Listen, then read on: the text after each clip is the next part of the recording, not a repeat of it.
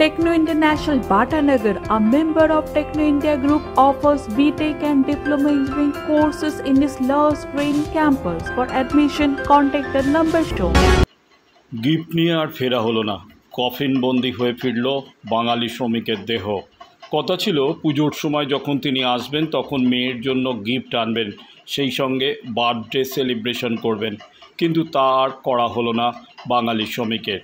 কুয়েতের ভয়ঙ্কর দুর্ঘটনায় মৃত্যু হলো ৪৯ জন ভারতীয়, সঙ্গে পশ্চিম মেদিনীপুর বাঙালি শ্রমিক দ্বারিকেশ পট্টনায়ক, বয়স ৫২। মূলত এই দ্বারিকেশবাবু আসল বাড়ি দাঁতনের তুরকাতে।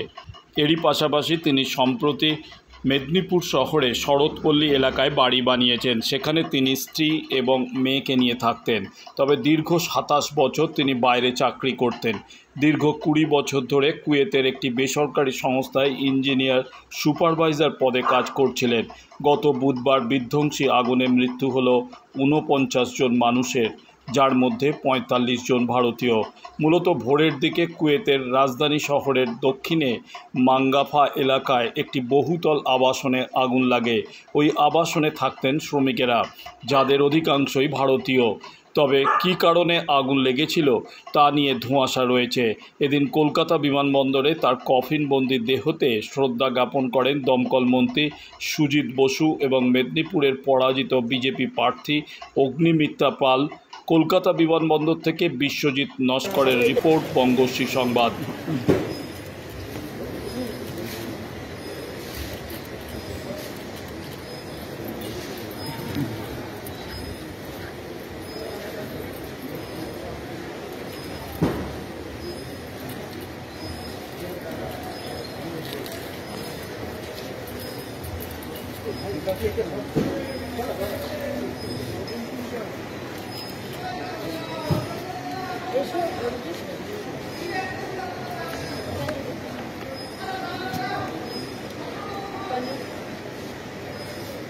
সংবাদটা কখন পেলেন? গত পরশু দিন পেয়েছি, দুপুর ২:৩০টার দিকে, যে উনার ডেথ।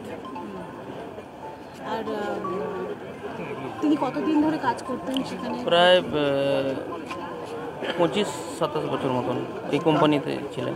কি কাজ করতেন? উনি মেকানিক্যাল ইঞ্জিনিয়ার ছিলেন। ওখানে কি কাজ করতেন? মেকানিক্যাল ইঞ্জিনিয়ার, মানে এনবিটিসি বলে একটা কোম্পানি আছে, সেখানে ইনফ্রাস্ট্রাকচার তৈরি করতে, লোহার ইকুইপমেন্ট, বিভিন্ন রকমের ক্যান্টেনার টাইপের। ওর মেকানিক্যাল ডিপার্টমেন্টে ছিলেন। পরিবারে কে কে আছে? পরিবারের দিদি আছে, আমার দিদি, মানে ওনার ওয়াইফ যে হন আমার দিদি হন, আর আমার ভাগ্নি আছে। ও এইচএস দেবে এবছর, বোর্ড এক্সাম।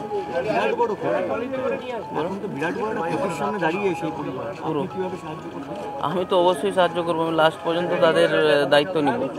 আমি তার মামা হই, আমার ভাগ্নি সে হয়, যতটা পারি তো পুরো লাস্ট পর্যন্ত আমি তো ওর সঙ্গেই থাকবো। হ্যাঁ, জানি। কারণ যে মমতা ব্যানার্জির গভর্নমেন্ট আছে, ওনারা আমাদেরকে অ্যাসিওরেন্স করেছেন যে বডি লাস্ট পর্যন্ত, আনা থেকে লাস্ট পর্যন্ত, সৎকার পর্যন্ত ওনারা আমাদের কাছে থাকবেন, এবং তারপরে ওনারা জানাবেন স্টেপ বাই স্টেপ কী আছে না আছে। অ্যাসিওরেন্স করেছেন আমাদেরকে, পুরো সঙ্গে থাকবেন সরকার। এখান থেকে নিয়ে যাওয়া হবে না, ওনার দেশের বাড়ি দাঁতন থানার অন্তর্গত, আপনার তুরকা জিপি, দাঁতন 2 ব্লক পড়ছে, খন্ডুরি গ্রামে। ওখানে নিয়ে যাওয়া হবে দেশের বাড়িতে। সৎ কাজ, অন্তিম সৎ কাজ সেইখানেই হবে, কিন্তু প্রথম এখানে মেদিনীপুরে ওনার বাড়ি আছে, ওখানে প্রথম নিয়ে যাওয়া হবে। ওখান থেকে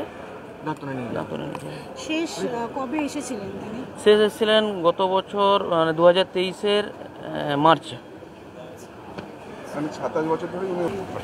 এটা খুবই দুঃখজনক ঘটনা। 30 বছর আগে কাজে গেছিলেন এখান থেকে। আমাদের রাজ্যেরই বাসিন্দা। রাজ্য সরকারের পক্ষ থেকে যা যা কর্তব্য সেটা রাজ্য সরকার দায়িত্ব নিয়ে করছে, এবং রাজ্য সরকারের পক্ষ থেকে এয়ারপোর্টে এখন আমি আছি, এখান থেকে ভিডিও সাহেব এটা নিয়ে যাবে। ক্রিমিশন অব্দি সমস্ত যা যা দায়িত্ব সরকারের পক্ষ থেকে।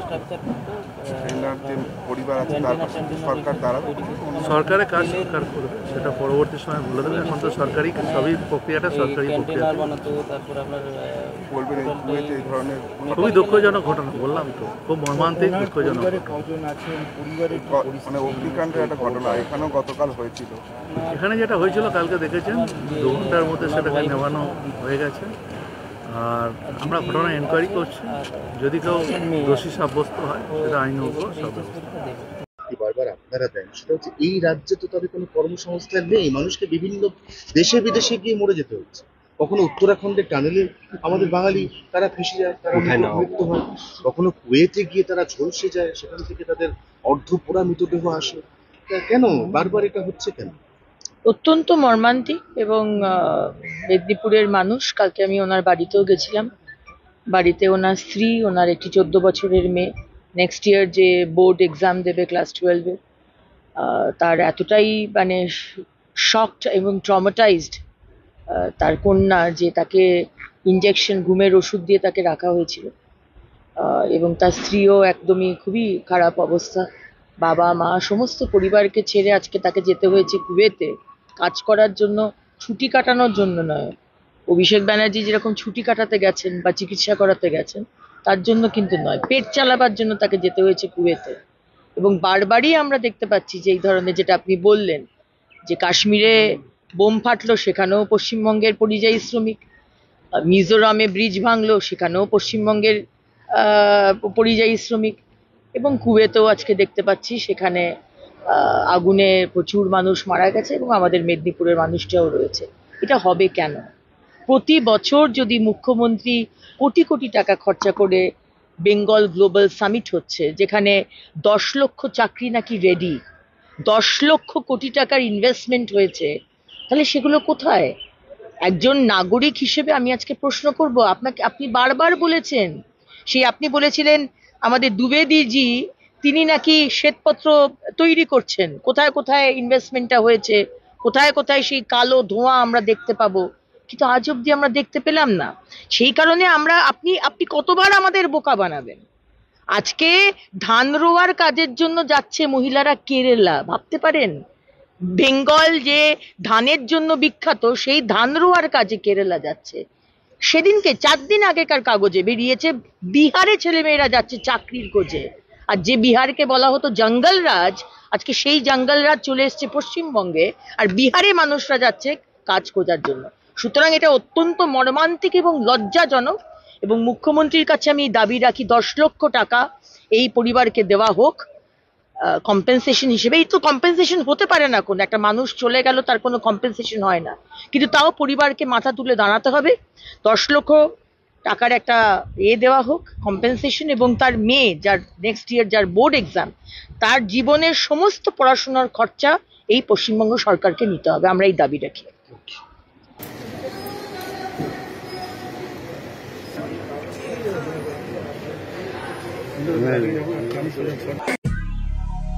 দক্ষিণ শহরতলিতে এই প্রথম যে কোনো আনন্দ অনুষ্ঠানের সাথে সুহানি ব্যাংকুয়েট, গঙ্গারামপুর রোডে উৎপল দত্ত মঞ্চের বিপরীতে Suhani banquet.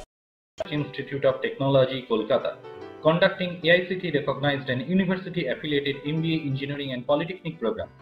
Padma Shri Dr. K.L. Chopra, ex-director of IIT Kharagpur, and faculties from IIM, IIT, NIT, Calcutta and Jadavpur University are teaching.